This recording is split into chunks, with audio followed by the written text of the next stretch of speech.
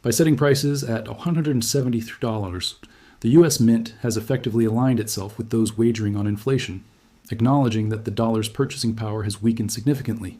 The soaring costs of tangible assets like silver coins mark real-time evidence of currency devaluation, underscoring how these crises unfold gradually through successive price adjustments. The silver screen might display a spot price of $90, but in reality, only the physical price holds integrity and authenticity. The paper market represents speculative contracts disconnected from tangible worth and increasingly fragile under scrutiny. While the Mint's decision serves as an undeniable wake-up call, the events taking place behind closed doors tell an equally compelling story. On Friday night, amid these developments, one of the largest single-day physical withdrawals from commercial vaults in exchange history occurred, a pivotal moment worth deeper analysis in the next segment. Let S delve into the data to highlight a staggering revelation. More than 4 million ounces of silver were withdrawn from COMEX vaults in a single trading session. What is crucial here is not just the volume of silver that vanished, but the apparent strategy behind it. The dramatic price drop to $86 wasn't engineered for profit alone. Instead, it seems to have provided cover for this massive withdrawal. By deflating the price, the orchestrators managed to withdraw the precious metal at a significant discount. Lowering the price by $6 in a short time frame equates to saving approximately $24 million when withdrawing 4 million ounces. The U.S. Mint had already updated its website to reflect an unprecedented $173 price per ounce, signaling a clear departure from usual valuations. Meanwhile, under the radar, a different narrative unfolded in the darker corners of the financial world. On Friday, January 16th, we analyzed daily warehouse reports from the CME Group, which are typically mundane and predictable, recording small-scale movements in and out of vaults, a few thousand ounces here and there. But this particular Friday told an entirely different story. The report revealed an extraordinary withdrawal of over 4.2 million ounces of silver, a volume equivalent to 130 metric tons, in just one day. To provide some context, this isn't the work of casual investors or small-scale purchasers. This is industrial-scale movement. Fleets of armored trucks, or even a cargo plane, would be required to transport such an enormous quantity. It was nothing less than a calculated and coordinated operation, systematically targeting every major custodian within the COMEX network. Breaking down the withdrawals, the data shows that 1.4 million ounces came from the Asahi Depository, 1.22 million ounces from CNT, another 1.2 million ounces from JP Morgan's vault, and nearly 800,000 ounces from Manfra, Tordella, and Brooks.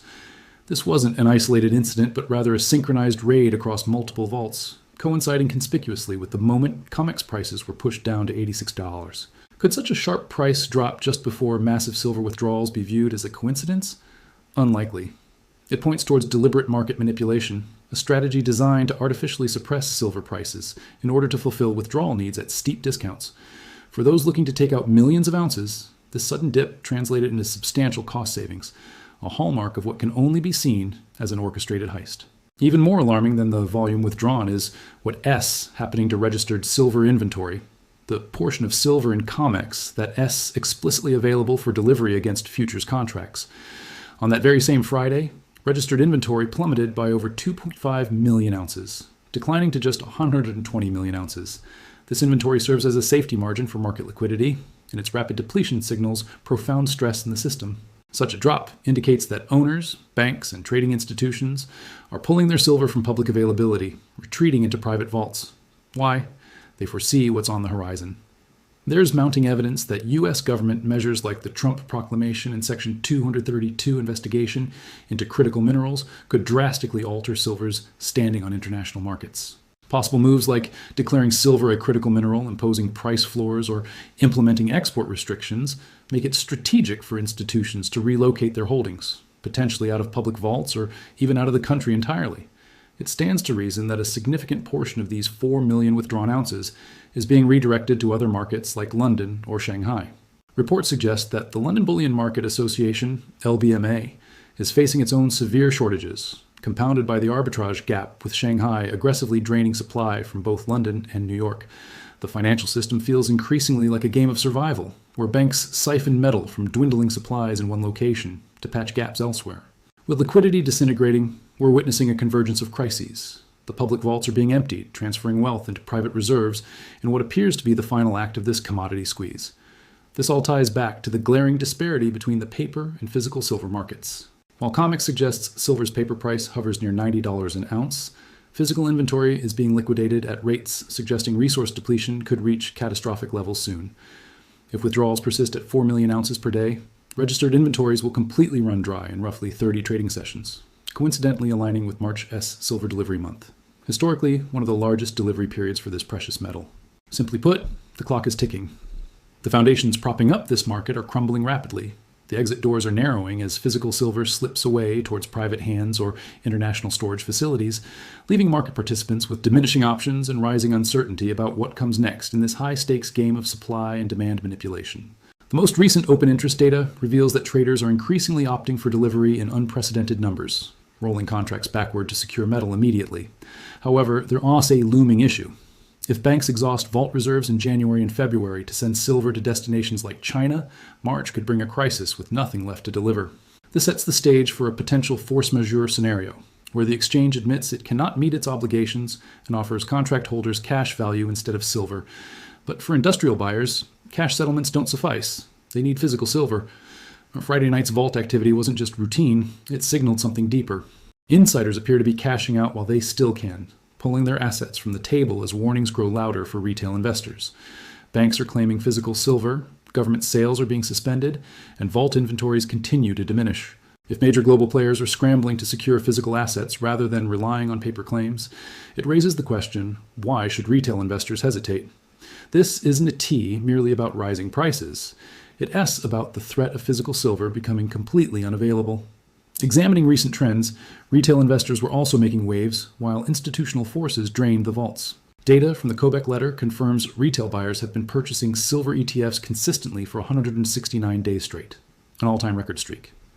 The intensity of this buying craze aligns with historic proportions, doubling recent averages and even surpassing activity seen during the 2021 silver squeeze. Unlike the flash mobs organized via online communities back then, this shift reflects a deeper migration of capital, from stocks and bonds to hard assets. Yet, amidst this frenzy lies a critical misstep. Much of the retail investment is flowing into silver ETFs like SLV. Many assume these purchases equal owning physical silver and removing it from circulation when, in reality, they were buying trust units backed by claims on silver stored in vaults managed by heavyweights like JP Morgan, a key player that simultaneously liquidating its own reserves. With this glaring conflict of interest, investors inadvertently support practices that undermine their own positions. The deeper issue lies within major bank holdings, particularly at institutions like Bank of America and Citigroup. Reports suggest these banks are entangled in colossal derivatives positions, with some estimates placing their gross short exposure in precious metals as high as 4.4 billion ounces, equivalent to 5 years of global silver production. Now, these banks find themselves cornered. On one front, retail momentum drives up prices as billions flood the ETF market. On the other, institutional investors, whales, continue depleting physical inventories, stripping away essential collateral. This collision of forces paints a grim picture for paper markets and Silver S availability for years to come. They are caught in a vice. If the price of silver rises to $100, the losses on a 4 billion ounce short position would be catastrophic. It would wipe out the equity of the banks. It would require a Federal Reserve bailout larger than 2008. This explains the violence of the price action. This explains why they smashed the price to $86 on Thursday. They are fighting for their lives, but the retail swarm is relentless. 169 days of buying proves that the public is not selling the dips. They are buying the dips. Every time the banks smash the price, the ETF inflows accelerate. The banks are trying to scare the public out, but they are only inviting them in at a better price. This is the unstoppable force, meaning the immovable object. The unstoppable force is the inflation-fearing public. The immovable object is the insolvent banking cartel. Something has to give, and based on the vault data from Part 2, the thing that is giving is the physical inventory. The ETF structure acts as a buffer. It absorbs the retail demand and keeps it away from the physical market for a while. The authorized participants can use leasing and accounting tricks to satisfy the ETF rules without actually moving metal, but they cannot do it forever. Eventually, the disparity becomes too large. If SLV says it holds 500 million ounces, but the vaults are empty because the silver went to Shanghai, the ETF implodes. We are approaching the moment where the paper claims exceed the physical atoms by a ratio that triggers a default.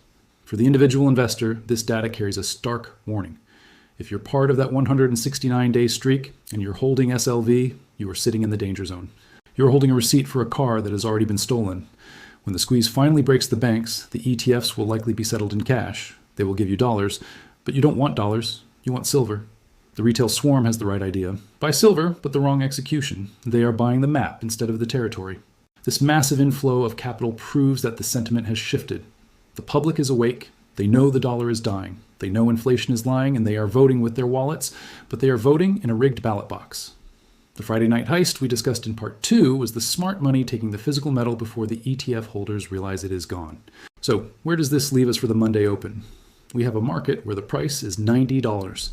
The mint is at $173. Shanghai is at $12, and the banks are short 4 billion ounces. This is a powder keg. The retail buying is the fuse, the vault drain is the spark, and the explosion will be the repricing of silver to a level that balances the books. That level is not $90. It is not $100. In the final part of this deep dive, we are going to look at the verdict. We are going to combine the mint pricing, the vault drain, and the short position to calculate the true target. We are going to discuss the Monday gap.